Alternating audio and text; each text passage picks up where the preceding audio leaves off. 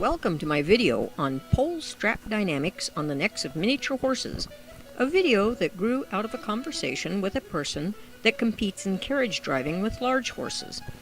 The conversation was about breeching not being required on pairs put to carriages because the horses' necks could provide the braking and backing power needed.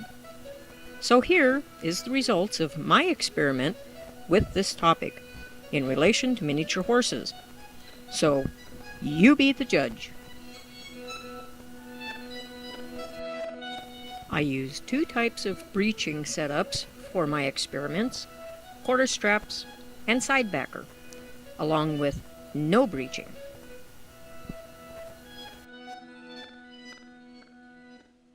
I used fixed pole straps and my own floating pole straps. I also used both neck and breast collars in my experiments. So let's get started. I'm starting with the neck collar. Here it has a fixed pole strap. Notice the breeching doesn't engage, just limits the lift at the collar. Here is a close-up of the lift. Watch the movement of the skin on the neck, along with the pressure in front of the withers. Look at the pressure in front of the withers with the fixed pole strap on this collar.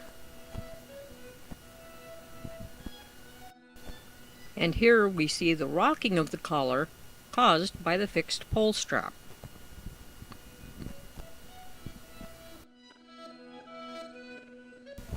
This is the neck collar without the breeching. Look at how much it digs into the top of the neck. I didn't use a false martingale on purpose for this demonstration. I wanted to show the force applied to the neck. If the false martingale were used, which it should be used in this situation, some of that force will be transferred to the girth of the saddle. This is the top of the neck without breeching. Why would you ask your mini pair to stop or back a carriage using this small area?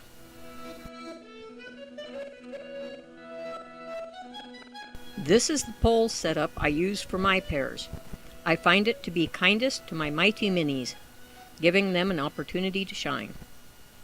I call it floating pole straps, as the pole strap goes directly from the quarter straps to the yoke, passing through a supporting ring at the collar. This allows 100% of the breeching to stop and back the carriage with minimal effects to the collar and neck.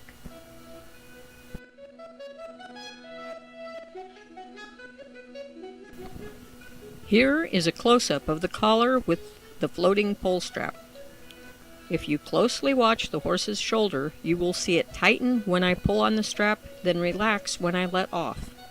Notice the collar doesn't move. Let's watch it again in slow motion.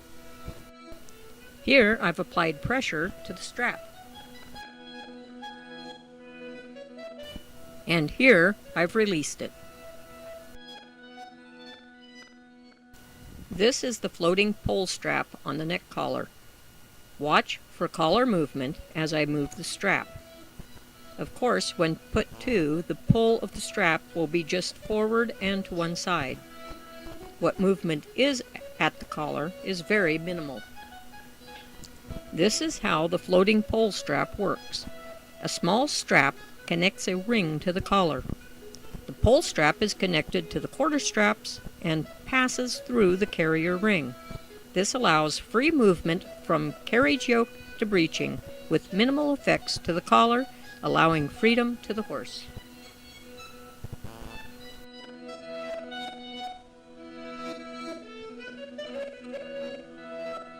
This next harness is a breast collar pairs style that has the offset rings and center ring. Here the fixed strap is on what would be the inside ring. The pad at the top is to show the amount of force at the neck. Here the strap is placed in the center ring. Again, note how much force is placed in front of the withers. However, now there is also a slight twist towards the off side.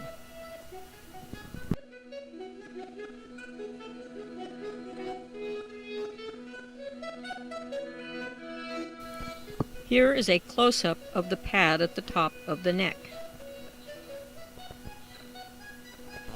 If you look closely at the saddle, you can see it being pulled on too.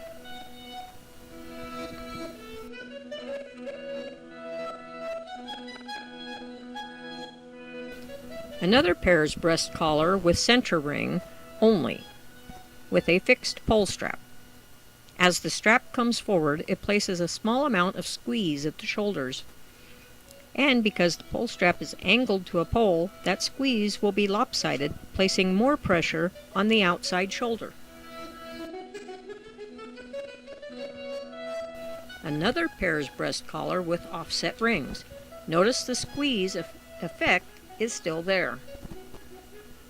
A Pears breast collar without breeching. You can really see the saddle engage as a break in this one. Again, a false martingale should always be used.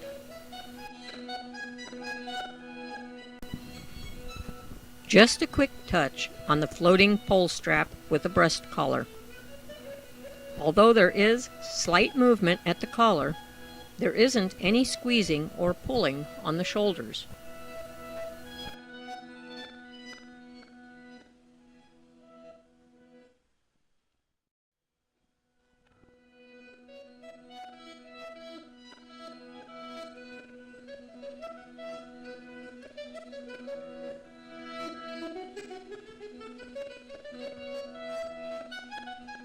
Here we have the side backer harness.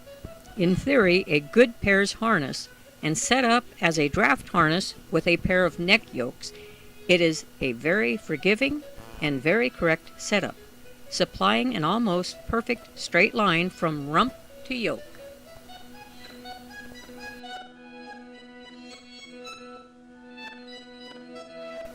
As a light Pears harness with a breast collar, well, here is what my experiment revealed from the side. Very slight movement at the neck strap. From the front view, you can really see the squeeze at the shoulders of the side backer harness with the fixed pole strap. It goes without saying that floating pole straps won't work with side backer harness. From this view, you can notice the effects on the shoulder.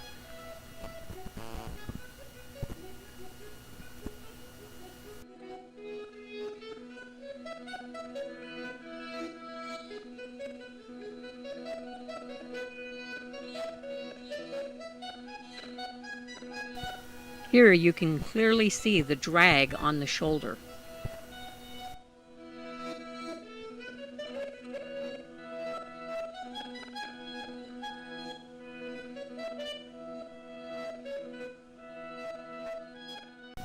As always, if you've enjoyed my videos, please like them and subscribe to my channel. Thank you for watching.